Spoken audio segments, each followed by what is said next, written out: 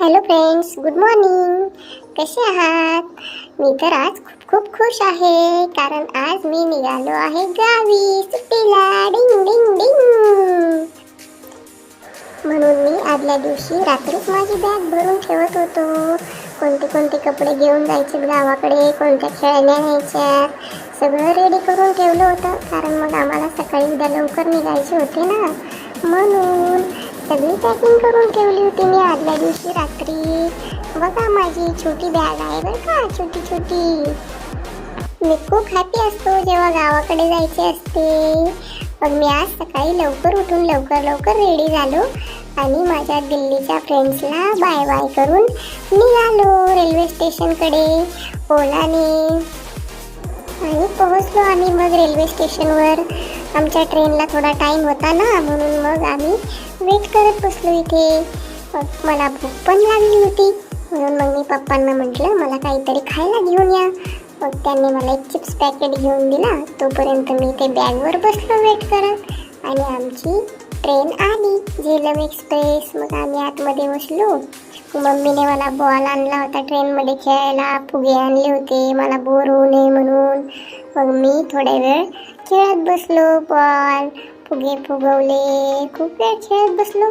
पण अजून पण काय नांदूर आलेच नाही. मला वाटले कधी येते. मग मला तर बोर झाले बाबा खूप. आता काय करू काही कळालंच. आता काय करावं, किती वेळ बसावं लागते काय माहित आता ट्रेनमध्ये. म्हणून म्हटलं आता थोडं झोपूनच घेऊ. मग मी आणि पप्पा थोडा वेळ झोपलो होतो आणि उठलो तर रात्र पण झाली, तरी नांदूर आले नाही. मग मी पप्पांना सारखं विचारत होतो, कधी येणार आहे नांदूर, कधी येणार आहे.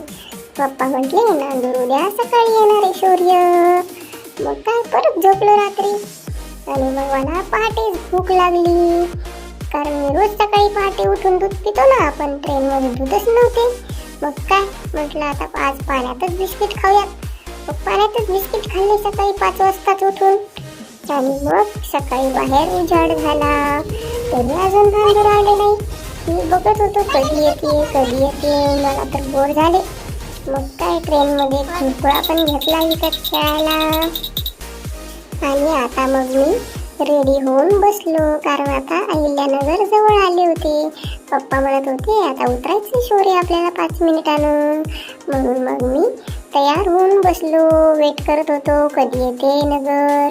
आणि हे बघा, माझी आजी आणि गोटू मामा पण आले होते मला अहिल्यानगरला नेण्यासाठी. माझी आजी किती खुश झाली आहे मला बघून, बापरे, जसं की मी खूप वर्षानंतर आलोय गावाकडे. गोटू मामा पण खूपच खुश झाला मला बघून.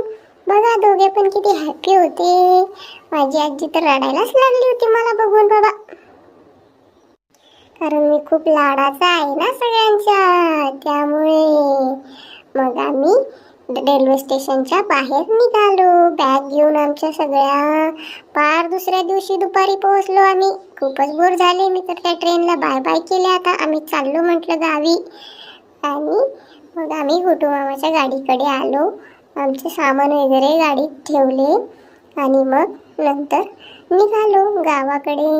आता मला तर खूपच घाई झाली होती नांदूरला जाण्याची. कधी एकदाचा पोहोचतो आणि कधी नाही असे झाले होते बाबा. खूपच ऊन पडले होते इकडे तर. मग थोड्या वेळ आजीजवळ बसलो गप्पा मारत. तिला सांगत होतो मी ट्रेनमध्ये काय काय केलं ते. बॉल खेळलो, फुगे खेळलो, भुंकळा खेळलो. आणि नंतर थोडी भूक लागली ना, म्हणून एका हॉटेलमध्ये आम्ही जेवणासाठी थांबलो. जेवण येईपर्यंत मी खेळत बसलो, साखरेचे दाणे फोडत होतो चम्मचने. गोटू मामा पण माझ्यासोबत खेळत होता, पण ते काय फुटतच नव्हते. टून उड्या मारत पळत होते इकडे तिकडे. खूपच मजा आली.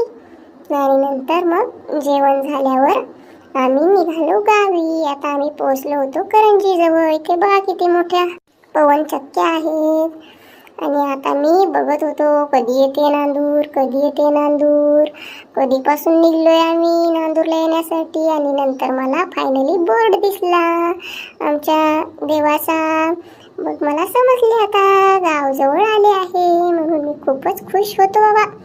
आणि आम्ही पोहोचलो गावी. हे बघा, हे आहे गणपतीचं मंदिर आणि हा आहे आमच्या घराकडे जाण्याचा रोड.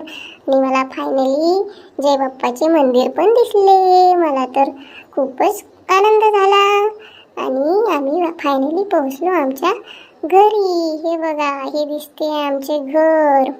माझी आजी तर माझा वेटच करत होती, कधी येतो शौर्य म्हणून.